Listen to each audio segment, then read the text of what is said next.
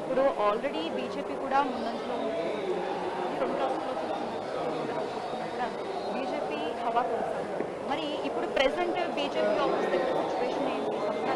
కొనసాగుతున్నాయి డీటెయిల్స్ ఏంటి? సంబరాలు అయితే అంబరాన్ని అంటాయి. ఇటు బీజేపీ కార్యాలయంలో కావచ్చు, ఏదైతే కేరళంలో ఒక్క సీటుకి సంబంధించి దానికి సంబంధించి కూడా గాంధీ భవన్లో కాంగ్రెస్ శ్రేణులు కూడా సంబరాలు కొనసాగించారు. ఓవరాల్ గా చూసుకున్నట్టయితే తెలంగాణ రాష్ట్ర వ్యాప్తంగా అటు పాలిటిక్స్ లో ఏదైతే హైయెస్ట్ మెజారిటీ బీజేపీ 3 స్థానాలు కైవసం చేసుకోవడంతో ఏదైతే BJP office Bharatiya Janata party కార్యాలయం చుట్టుపక్కల నలుమూలల నుంచి కూడా కార్యకర్తలు రాష్ట్రాల నుంచి అలాగే ఇతర ప్రాంతాల నుంచి కూడా అనేక మంది కూడా ఇక్కడికి చేరుకుంటున్నారు. వీరితో పాటు ఓయూ కార్యకర్తలు చాలా మంది కూడా బీజేపీ శ్రేణులతో పాటు అలాగే జాయినర్స్ ఎవరెవరైతే ఉన్నారో వారందరూ కూడా ఒక్కొక్కరిగా ఇక్కడికి చేరుకుంటున్నటువంటి నేపథ్యం అయితే కనిపిస్తుంది. ప్రస్తుతం అయితే బీజేపీ కార్యాలయంలో వరుసగా అటు ఏదైతే మీడియాని అడ్రస్ చేస్తూ ప్రెస్ మీట్లు నిర్వహిస్తున్నారు. మరోవైపు చూసుకున్నట్టయితే జాయినర్స్ కనిపిస్తున్నారు. మరోవైపు చూసుకున్నట్టయితే చాలా వరకు కూడా బీజేపీకి సంబంధించినటువంటి నేతలు కూడా చాలా మంది కూడా వస్తున్నటువంటి నేపథ్యం అయితే కనిపిస్తోంది. మనతో పాటు కొంతమంది భారతీయ జనతా పార్టీకి సంబంధించినటువంటి కార్యకర్తలు కూడా ఉన్నారు. వారితో కూడా మాట్లాడి మరిన్ని విషయాలు తెలుసుకుందాం. చెప్పండి, ఈ విజయాన్ని మీరు ఎలా చూస్తారు?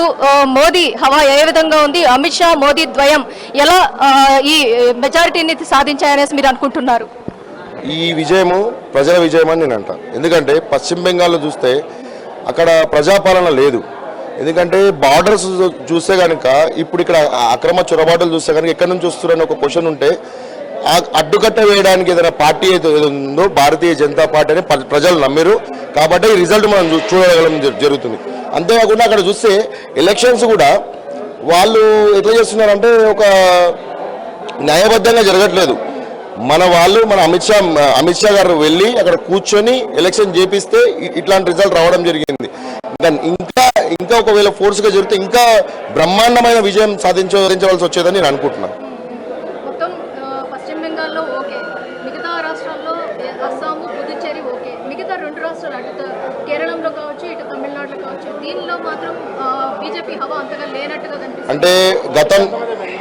అంటే యాక్చువల్గా నేను చెప్పేది ఏంటంటే అప్పటితో పోలిస్తే ఇప్పుడు ఓట్ షేర్ అనేది చాలా వరకు ఇంక్రీజ్ అయింది. మనం చూస్తే కనుక కేరళ చూస్తే కనుక మన దగ్గర ఉన్న సిచ్యువేషన్ ప్రకారం చూస్తే ఈ అసెంబ్లీ ఎలక్షన్స్ కాకుండా ఇంతకుముందు జరిగిన కార్పొరేషన్ ఎలక్షన్స్ కావచ్చు అవన్నీ దృష్టిలో చూడొచ్చు. ఏంటంటే స్టెప్ బై స్టెప్ అక్కడ కూడా మేము పుంజుకుంటాం అంటున్నాం. నెక్స్ట్ వచ్చే ఎలక్షన్స్ వరకు 110% అక్కడ కూడా మన బీజేపీ జెండా అనేది అక్కడ పాతామని మేము ఖచ్చితంగా ధీమా వ్యక్తం చేస్తున్నాం. దేశం మొత్తం మోడీ మయం అయిపోతుందని వచ్చే 5 సంవత్సరాలలో 10 సంవత్సరాలలో మొత్తం బీజేపీయే ఫామ్ చేస్తానని మేము అంటున్నాం. ఈ బూస్టప్ ఎనర్జీ ఏదైతే విన్నింగ్ విక్టరీ ఏదైతే ఉందో ఇది మన తెలంగాణ రాష్ట్రంలో మీలాంటి కార్యకర్తలకి ఎలా అనిపిస్తుంది? చాలా ఉత్సాహం అనిపిస్తుంది. ఎందుకంటే చూస్తే గడిచిన ఈ 2 నెలల్లో చూస్తే ఇక్కడ రామరాజ్యం లేదు, రావణ రాజ్యం సాగుతుంది. ఇక్కడ కూడా చాలా మంది ప్రజలు ఏంటంటే కోరుకుంటారు, మార్పు కోరుకుంటారు. ఇప్పుడు బీఆర్ఎస్ చూస్తే ఎన్ని స్కామ్లు ఉన్నాయో మీరు చూడొచ్చు. మన భారతీయ జనతా పార్టీ చూస్తే ఎన్ని స్కీమ్స్ ఉన్నాయో మీరు చూడొచ్చు. అక్కడ స్కామ్స్ అనేటిది ఇప్పుడు ఈయన రేవంత్ రెడ్డి ఏదైతే ఉన్నాడో ఆయన చూస్తే కనుక ఏ కార్యం చేసినా, ఏ రోడ్స్ వేసినా, ఏ వేసినా కమిషన్ మొత్తం ఇది ఒక ప్రజా తీర్పులాగా లేదు. ఇదంతా కమిషన్ బేస్ దానిలాగా ఉంది. ఇప్పుడు ఖచ్చితంగా ఇప్పుడు రాబోయే ఎలక్షన్స్లో కావచ్చు, జెడ్పీటీసీ ఎంపీటీసీ కావచ్చు లేదా జిహెచ్ఎంసీ కావచ్చు, ఖచ్చితంగా పబ్లిక్ మా కాంగ్రెస్ రేవంత్ ఉదయన్కి కూడా ఖచ్చితంగా బుద్ధి చెప్తారని మేము అనుకుంటున్నాం. ఖచ్చితంగా మీ యాక్టివ్ పాలిటిక్స్ అనేది ఇకపై ఏదైతే తెలంగాణ రాష్ట్రంలో ఇంకా మరింత పుంజుకునే అవకాశం ఉంది అంటారు. 110% అని మేము అంటాం. ఫైనలీ బీజేపీ గెలుపు ఏదైతే ఉందో 3 రాష్ట్రాల్లో అది ఎలా మన రాష్ట్రంలో ఇంప్లిమెంట్ చేయబోతున్నారు? 2029 ఎన్నికలకి సంబంధించి మీ వ్యూహ రచన ఏ విధంగా ఉండబోతుంది? ఏదైతే మీరున్నటువంటి కాన్స్టిట్యున్సీ కావచ్చు ప్రతి ఒక్క చోట ఎలా ఉండబోతుంది అనుకుంటున్నారు? అంటే ఖచ్చితంగా మోడీ గారు పెట్టిన స్కీమ్స్ చూసుకుంటే కనుక ప్రతి పేద ప్రజలకు రీచ్ అవుతున్నాయి. అది ఖచ్చితంగా ఇంకా పబ్లిక్లకు ఇంకా మేము మాలాంటి కార్యకర్తలు ఏం చేస్తామంటే ఇంకా ఖచ్చితంగా పబ్లిక్కి ఇప్పుడు రేషన్ కావచ్చు ఇవన్నీ కావచ్చు కూడా మనం మోడీ గారు ఇస్తున్నారని చెప్పి చాలా మందికి నాలెడ్జ్ లేదు. అవి మేము తీసుకొచ్చే విధంగా ఖచ్చితంగా ఇంప్లిమెంట్ చేసుకుంటాము. ఇంకోటి సెంట్రల్ నుంచి ఇప్పుడు మోడీ గారు 10th వస్తున్నారు. ఆయన దాదాపు ఎంతో ఫండ్ పెట్టి మన తెలంగాణలో ఎంత ఇన్వెస్ట్మెంట్ చేసి ఎంత చేస్తున్నారో అది కూడా పబ్లిక్లకు తీసుకెళ్లి ఖచ్చితంగా అవేర్నెస్ తెచ్చి రాబోయే రోజులు బీజేపీకి చాలా మంచిగున్నాయని మేము భావిస్తాం. సరే, మీరున్న ఒక పాయింట్కే వద్దాం. పథకాలు ఏవైతే ఉన్నారో మోడీ ఇచ్చినటువంటి పథకాలు ఏవైతే ఉన్నాయో ప్రజల్లోకి రీచ్ రీచ్ అవ్వలేదు అన్నారు. కానీ ఆ విధంగానే మీ సోషల్ మీడియా కూడా యాక్టివ్గా ఉందా? ఖచ్చితంగా అప్పటితో పోలిస్తే ఇప్పుడు 110% చాలా. మీరు అన్నట్టు ఇతర పార్టీలు అటు బీఆర్ఎస్ కావచ్చు, కాంగ్రెస్ కావచ్చు, చాలా యాక్టివ్గా ఉన్నాయి సోషల్ మీడియాలో. ఏదైతే తెలంగాణ రాష్ట్రంలో బీజేపీ అంత హవా చూపించలేకపోతుంది. అంటే నేనేమంటా అంటే వాళ్ళు పెయిడ్ బ్యాచ్ తోటి చేస్తారు. ఇప్పుడు బీజేపీ కార్యకర్త అంటే మీరు ఒకసారి చూసుకున్నట్టయితే ఇదే బీఆర్ఎస్ ఇదే కాంగ్రెస్ చూస్తే కార్యకర్త పెయిడ్ ఆర్టిస్టులను ఎక్కువ పెట్టుకొని చేయడం జరుగుతుంది. అదే బీజేపీ కార్యకర్త వాడు ఒక పూట తినకుండా వచ్చి పార్టీకి సర్వీస్ చేస్తాడు. ఇదేంటంటే మీకు ఒక చిన్న ఎగ్జాంపుల్ చెప్తా. మేము కట్టే కూడా మీకు కనిపించకుండొచ్చు, కానీ ఒక రోజు పెద్ద వాళ్ళకి కనిపిస్తుంది. అది రాబోయే రోజులలో ఉందని నేను అంటా. స్లో అయినా సరే ఖచ్చితంగా 110%. ఇప్పుడు మన అస్సాంలో చూసుకుంటే కనుక కంటిన్యూ హ్యాట్రిక్ చేయడం జరిగింది. అదే రోజులు మన తెలంగాణలో కూడా రాబోతున్నాయని నేను అంటా. Thank you. మొత్తం మీద చూసుకున్నట్టయితే తెలంగాణ రాజకీయాల్లో కూడా ఖచ్చితంగా బీజేపీ సోషల్ మీడియా కూడా యాక్టివ్ అవుతుంది. అట్ ద సేమ్ టైం బీజేపీని కూడా చిన్న స్లోగా అయినా సరే బీజేపీని కూడా చాలా వరకు యాక్టివ్ చేసుకునేలాగా కూడా మా స్ట్రాటజీలు ఉండబోతున్నాయి. మోడీ పథకాలు పాలనకు సంబంధించి ప్రతి ఒక్కటి కూడా ప్రజల్లోకి రీచ్ అయ్యేలాగా కూడా మేము తీసుకువెళ్తాం అన్న కోణంలో కూడా ప్రతి ఒక్క బీజేపీ కార్యకర్త కూడా ఇక్కడ చెప్తున్నటువంటి నేపథ్యం అయితే కనిపిస్తుంది. ఓవరాల్గా 5 రాష్ట్రాల ఎన్నికలకి సంబంధించి ఒక్కొక్కరిగా కార్యకర్తలు అందరూ కూడా చేరుకుంటున్నారు. మరొక కార్యకర్తతో మాట్లాడదాం. చెప్పండి, ఎలా చూస్తారు అసలు ఈ విక్టరీని ఎలా చూస్తారు మీరు? భారతీయ జనతా పార్టీ దేశమంతా కూడా ప్రభంజనం వస్తుంది. అయితే రాబోయే కూడా తెలంగాణలో కూడా భారతీయ జనతా పార్టీ ప్రభుత్వం రాబోతుందని మాకందరికి కూడా ఆనందంగా సంతోషంగా ఉన్నది. రాబోయే కాలంలో నార్త్ ఇండియాలోనే కాదు సౌత్ ఇండియాలో కూడా భారతీయ జనతా పార్టీ ప్రభంజనం వస్తుంది. కాషాయ రంగు యొక్క ఊపు 100% వస్తుందని తెలియజేస్తూ రాబోయే రోజుల్లో రామచంద్రరావు గారి అధ్యక్షతన భారతీయ జనతా పార్టీ తెలంగాణ రాష్ట్రంలో గవర్నమెంట్ వస్తుంది, డబుల్ ఇంజన్ సర్కార్ వస్తుంది. కాబట్టి మేమందరం కూడా ఉత్సాహంగా ఈ యొక్క సంబరాలను చేయబోతున్నాం. నరేంద్ర మోడీ గారికి దేశమంతానే కాదు ప్రపంచమంతా కూడా నరేంద్ర మోడీని ఒక నంబర్ 1 లీడర్గా గుర్తిస్తారు. భారతదేశాన్ని ఈ యొక్క ఔన్నత్యాన్ని ప్రపంచమంతా చాటి చెప్తున్న నరేంద్ర మోడీ గారికి హృదయపూర్వకంగా ధన్యవాదాలు, కృతజ్ఞతలు తెలియజేస్తున్నాం, శుభాకాంక్షలు తెలియజేస్తున్నాం. రాబోయే రోజుల్లో కూడా సౌత్ ఇండియాలో కేరళ, కర్ణాటక, మరి తమిళనాడు, తెలంగాణ, ఆంధ్రప్రదేశ్లో ఆల్రెడీ మా ఎన్డీఏ ప్రభుత్వం ఉంది. రాబోయే కాలంలో 4 రాష్ట్రాల్లో కూడా బీజేపీ ప్రభుత్వం వస్తుందని తెలియజేస్తూ రాబోయే కాలం అంతా మేమంతా కూడా కలిసికట్టుగా భారతీయ జనతా పార్టీ గెలిపించడానికి ప్రయత్నం చేస్తామని తెలియజేస్తున్నాం. నా పేరు కారింగ్ల యాదగిరి రాజయోగి. నరేంద్ర మోడీ గారు ఒక అద్భుతమైనటువంటి వ్యక్తి. ఆయన ఒక మహానుభావుడు, ఒక ఋషి, ఒక యోగి, ఒక విశ్వగురు. ఆయన లాంటి వాడు ఇప్పుడు 15 సంవత్సరాలుగా అంటే 3వసారి ఇప్పుడు ప్రధానమంత్రి అయిండు. ఆయనే లేకుంటే హిందువులు చాలా దుర్భరమైన స్థితిలోకి వెళ్ళిపోయేటోళ్ళని చెప్పేసి ఈ సందర్భంగా నేను తెలియజేసుకుంటున్నాను. కాంగ్రెస్ ప్రభుత్వం మోసకారితమైనటువంటి అనేక రకాలైనటువంటి హిందూ వ్యతిరేక చర్యలను తీసుకొని వాళ్ళు హిందువులను అణగదొక్కేటందుకు అనేక చట్టాలను రాజ్యాంగాన్ని కూడా సవరించి ముస్లింలకు అనుగుణంగా ముస్లింల పార్టీ అని ముద్ర వేసుకున్న కాంగ్రెస్ పార్టీని ఏకచక్రాధిపతంతో ఒకే ఒక్కడు యోధుడు, ఆయనే నరేంద్ర మోడీ. భారతదేశమంతా చుట్టుముట్టిండు, కాంగ్రెస్ను అంతం చేసిండు, 3వసారి ప్రధానమంత్రి అయ్యిండు. ఆయన నాయకత్వంలో హిందువులు రక్షణ వలయంలో ఉన్నారు.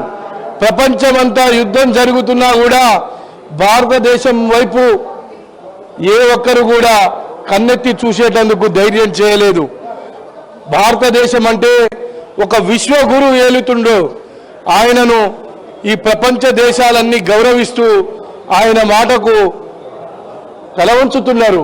అంటే నరేంద్ర మోడీ గారనంటే ఆయన ఈ దేశానికి భరతమాతకు ఒక రక్షా కవచం లెక్క ఉన్నాడు. ఆయన వందే మాతర గీతాన్ని, భారతదేశ త్రివర్ణ పతాకాన్ని ప్రతి ఇంటిపై ప్రతి గొంతులో ఒక పాట లెక్క తీసుకొచ్చినటువంటి ఆ మహానుభావుడు ఈ చరిత్రలో ఆయన ఒక అద్భుతమైనటువంటి వ్యక్తి, మనుషులలో పుట్టినటువంటి ఒక దేవుడు లాంటి వ్యక్తి అని ఈ సందర్భంగా తెలియజేసుకుంటూ, మరి నరేంద్ర మోడీ గారి నాయకత్వంలో తెలంగాణలో కూడా రానున్నటువంటి 2.5 సంవత్సరాలలో తెలంగాణలో బీజేపీ జెండా ఎగురుతుందనే ఆశాభావాన్ని వ్యక్తం చేస్తూ ఈ అవకాశాన్ని ఇచ్చినటువంటి మరి పెద్దలందరికీ హృదయపూర్వక నమస్కారాలు తెలియజేసుకుంటూ ముగిస్తున్నాను.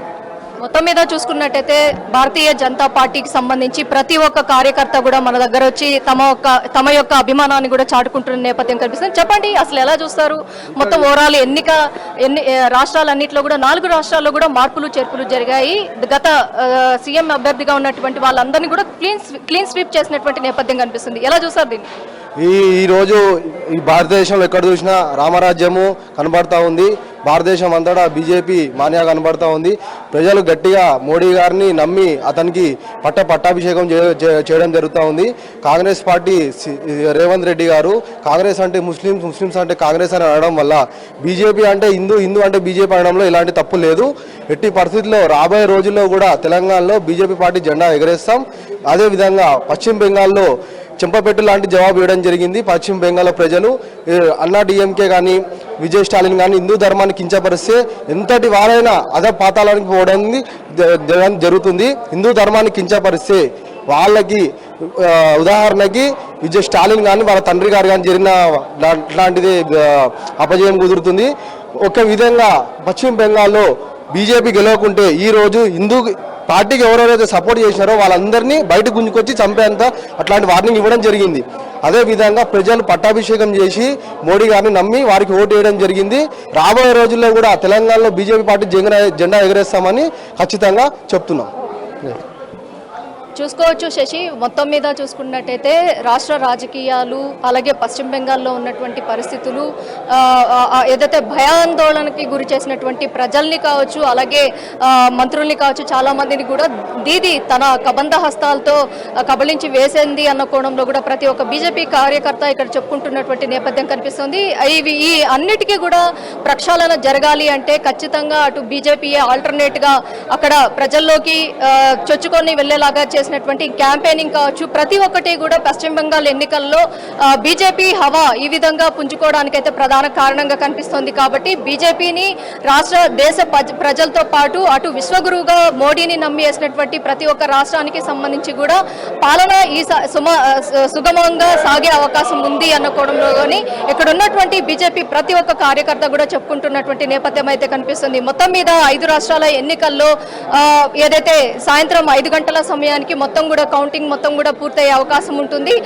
కౌంటింగ్ పూర్తయిన తర్వాత అభ్యర్థులకి సంబంధించి ఇప్పటికే చూసుకున్నట్టయితే ప్రతి ఒక్క అభ్యర్థికి సంబంధించి సీఎం క్యాండిడేట్ కి సంబంధించి కావచ్చు అలాగే మెజారిటీ సీట్లకు సంబంధించి కావచ్చు ప్రతి ఒక్క అభ్యర్థికి సంబంధించినటువంటి ఇంటి దగ్గర తమ నివాసాల వద్ద ఇప్పటికే చేరుకుంటున్నటువంటి నేపథ్యము.